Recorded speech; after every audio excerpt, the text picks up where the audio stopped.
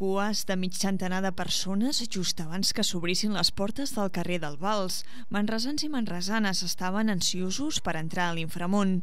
El carrer medieval es va convertir durant divendres i dissabte en el carrer dels penitents, en una iniciativa de l'Oficina de Turisme de la ciutat.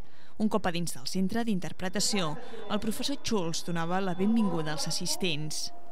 S'acaba d'obrir un vòrtex d'espai cap a l'inframón. I un cop a dins, la llum baixava, els sentits s'aguditzaven i l'adrenalina començava a circular pel cos.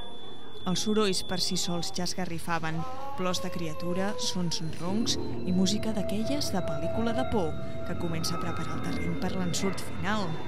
Penitents engabiats, a punt de ser ajusticiats, persones que conviuen amb morts, un exorcisme o carnissers que sortien al pas amb un cor a la mà. En voleu una mica, un trosset.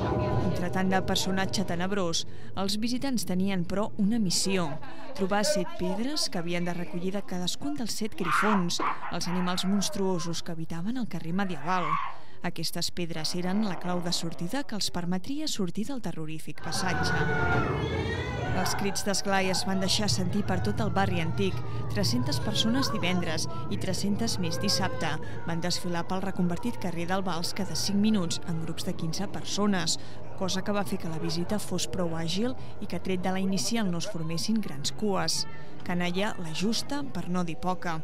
Així ho havien aconsellat els organitzadors.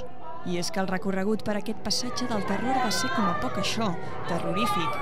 I tot i que feia gràcia entrar-hi, també s'agraïa poder-ne sortir, sempre i quan, esclar, s'haguessin recollit les 7 pedres. Llavors, si només llavors, el carceller obria la reixa que portava els penitents de nou cap a la llum. Ja pots sortir, ja. Però pensa que tornaràs, d'aquí no s'escapa ningú. Tornaràs al purgatori i després a l'infern, amb tots aquells